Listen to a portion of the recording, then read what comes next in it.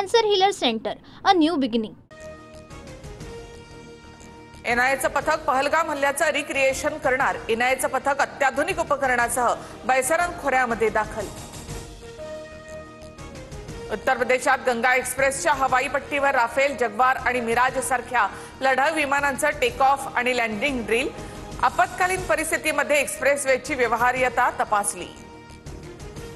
पुढील आदेशापर्यंत पाकिस्तानींना परत जाण्यास भारताकडून वेळ. अटारी बॉर्डरचे दरवाजे उघडले. पाकिस्तानी नागरिकांना परत पाठवण्याची प्रक्रिया सुरू. आई पाकिस्तानी मात्र लेकराचे नागरिकत्व भारतीय. पाकिस्तानी सरकारकडून आईला परत येण्यासाठी परवानगी, मात्र बाळाला नाकारलं.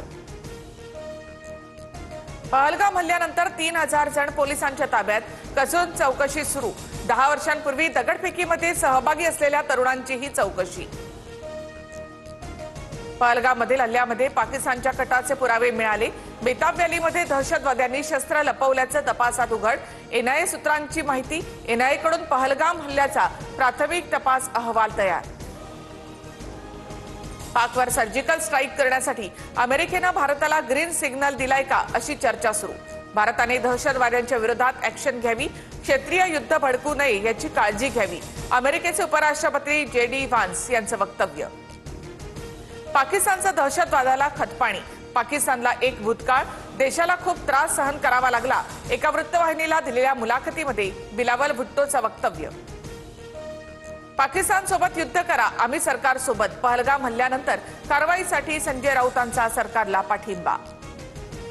दहशतवाद्यांना गोळ्या घातल्या पाहिजेत, संपूर्ण देश सरकारच्या सोबत. पहलगाम हल्ल्यावर जरांगे पाटील यांची प्रतिक्रिया. LOCवर पाकिस्तानच्या कुरापती सुरूच. नियंत्रण रेषेवरील चौक्यांवर पाकिस्तानी लष्कराच्या चौक्यांवरून गोळीबार. भारतीय लष्कराकडून देखील चोख प्रत्युत्तर. भारत आणि पाकिस्तानमधील तणावाच्या पार्श्वभूमीवर भारत आणि अमेरिकेत 1100 कोटींचा संरक्षण करार. भारताच्या सागरी सुरक्षेची क्षमता आणखी वाढणार.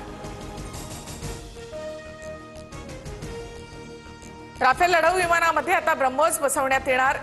सूत्रांची माहिती. ब्रह्मोस हे नेक्स्ट जनरेशन सुपरसॉनिक क्रूज क्षेपणास्त्र.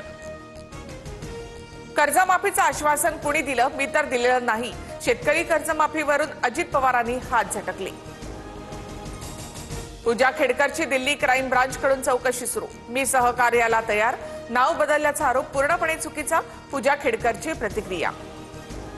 पंकजा मुंडेंना अश्लील संदेश पाठवणाऱ्या अमोल काळेला महाराष्ट्र सायबर पोलिसांकडून अटक. पुण्यातल्या भोसरीमधून अमोल काळे अटकेत. नाईक निंबाळकरांना साताऱ्याच्या वडूज पोलिसांचं समन्स. उद्या चौकशीसाठी उपस्थित राहण्याचे आदेश. जयकुमार गोरे बदनामी प्रकरणात चौकशी होणार.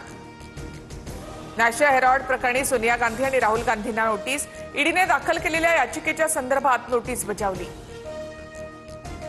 व्यावसायिक सिलेंडर्स 14.5 रुपयांनी स्वस्त. विमान इंधन दरात 4.4% कपात झाल्यामुळे खर्च कमी.